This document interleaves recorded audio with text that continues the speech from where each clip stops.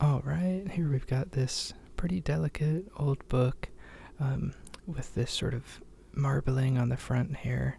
You can see the different colors. And then we've got a leather spine with this gold tooling giving the title, which is Godwin's Lives of Necromancers. And the spine and the front cover are starting to separate, so I've got to be really careful with this. But we can take a look at this gold work here, these leaves, and then these Preston stars here at the top. And then the back also has that sort of paper marbling there, and these leather corners as well.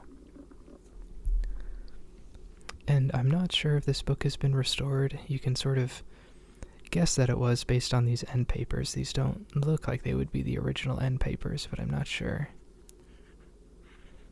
I don't know how to tell that conclusively. And here's the title page. So the title is Lives of the Necromancers, or an account of the most eminent persons in successive ages who have claimed for themselves, or to whom has been imputed by others, the exercise of magical power, by William Godwin. This was published in London in 1834. So William Godwin is actually the father of Mary Shelley, who was the author of Frankenstein. So here's the preface. It says, "The main purpose of this book is to exhibit a fair delineation of the credulity of the human mind. Such an exhibition cannot fail to be productive of the most salutary lessons. One view of the subject will teach us a useful pride in the abundance of our faculties. Without pride, man is in reality of little value. It is pride that stimulates us to all our great undertakings. Without pride and the secret persuasion of extraordinary talents, what man would take up the pen with a view to produce an important work, whether of imagination and poetry, or of profound science, or of acute and subtle reasoning and intellectual anatomy? It is pride in this sense that makes the great general and the consummate legislator, that animates us to tasks the most I jumped a page here. Need to go back. To tasks the most laborious, and causes us to shrink from no difficulty, and to be confounded and overwhelmed with no obstacle that can be interposed in our path. Nothing can be more striking than the contrast between man and the inferior animals. The latter live only for the day and see for the most part only what is immediately before them. But man lives in the past and the future. He reasons upon and improves by the past. He records the acts of a long series of generations, and he looks into future time, lays down plans which he shall be months and years in bringing to maturity, and contrives machines and delineates systems of education and government which may gradually add to the accommodations of all, and raise the species generally into a nobler and more honorable character than our ancestors were capable of sustaining." So the general purpose of this book is just to provide examples of sort of fantastical persons in history or pseudo-history.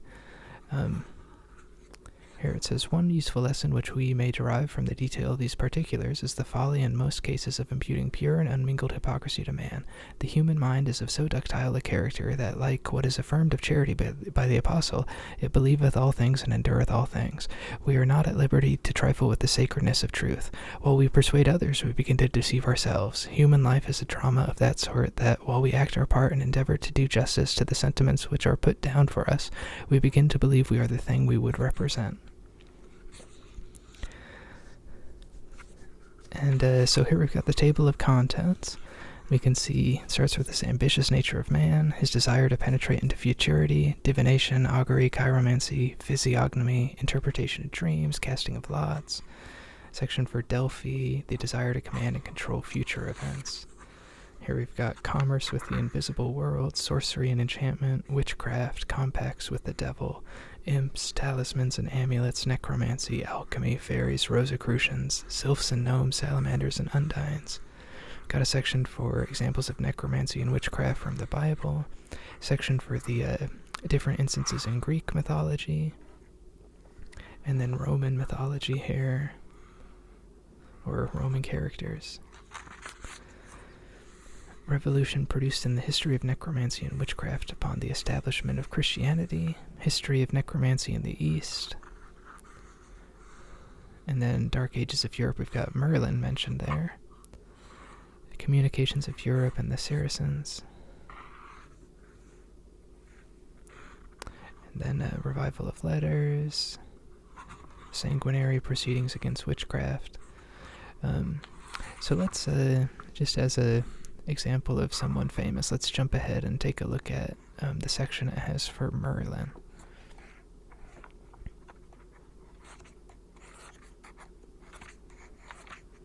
So that was on page 216. So we've got that right here. It says, Merlin, one of the most extraordinary personages whose story is thus delivered to us is Merlin. He appears to have been contemporary with the period of the Saxon invasion of Britain in the latter part of the 5th century, but probably the earliest mention of his name by any writer that has come down to us is not previous to the 11th.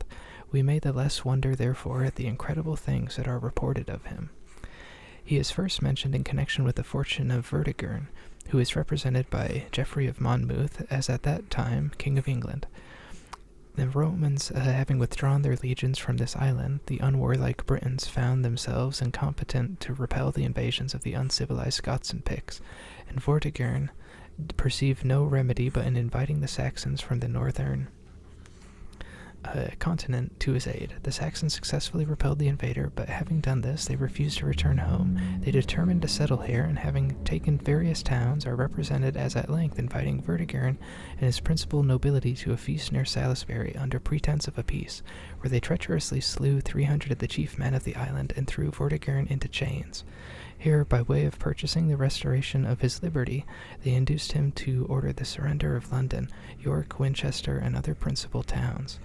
Having lost all his strongholds, he consulted his magicians as to how he was to secure himself from this terrible foe. They advised him to build an impregnable tower, and pointed out the situation where it was to be erected. But so unfortunately did their advice succeed, that all the work that his engineers did in the building one day the earth swallowed, so that no vestige was to be found on the next. The magicians were consulted again on this fresh calamity, and they told the king that there was no remedying this disaster other than by cementing the walls of his edifice with the blood of a human being who was born of no human father.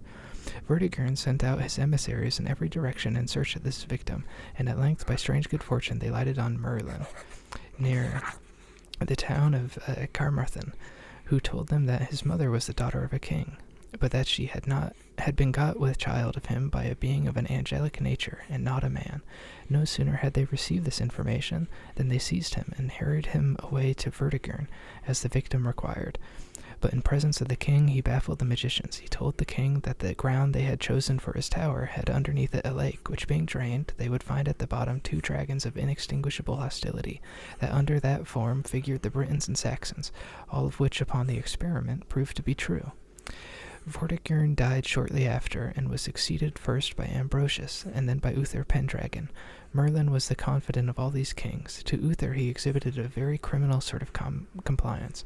Uther became desperately enamored of Igerna, wife of the Duke of Cornwall, and tried every means to seduce her in vain. Having consulted Merlin, the magician contrived by an extraordinary unguent to metamorphose Uther into the form of the Duke.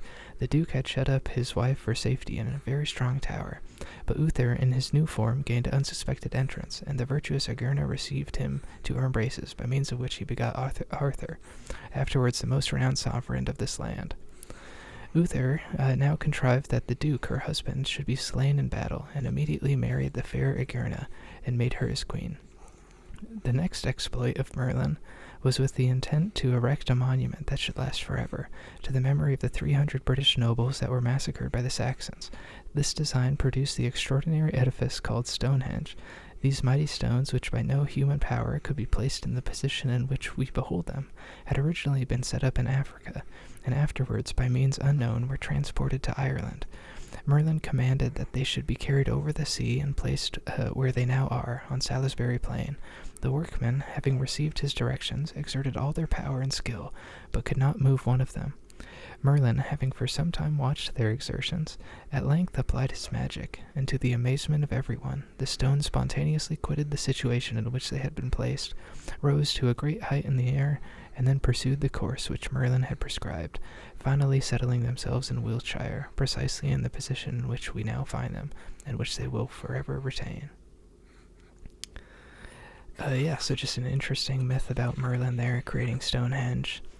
And this book just contains a huge wealth of different myths about characters like that.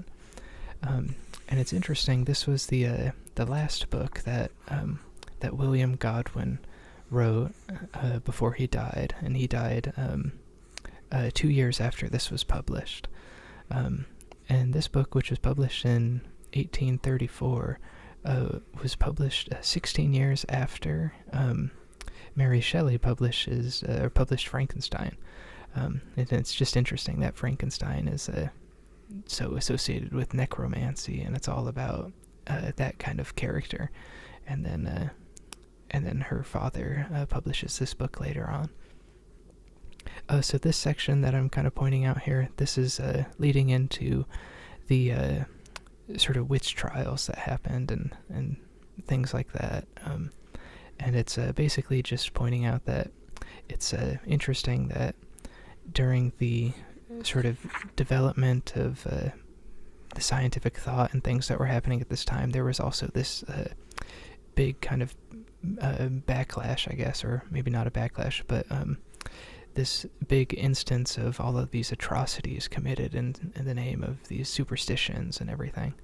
It says, and as it often happens, the crisis, the precise passage from ill to better, showed itself more calamitous and more full of enormities and atrocity than the period when the understanding was completely hoodwinked and men digested absurdities and impossibility with as much ease as their everyday food. So that's gives you a sense of this book here, and it sort of works chronologically and geographically. And this is the end here. We've just got a really brief conclusion, which I'll leave out just in case anybody wants to read this book. And then we have the errata at the end, and the final end papers and the back cover. Alright, so that's Lives of the Necromancers by William Godwin. And if you like the video, leave a like and a comment and subscribe, and thanks so much for watching. Alright, bye.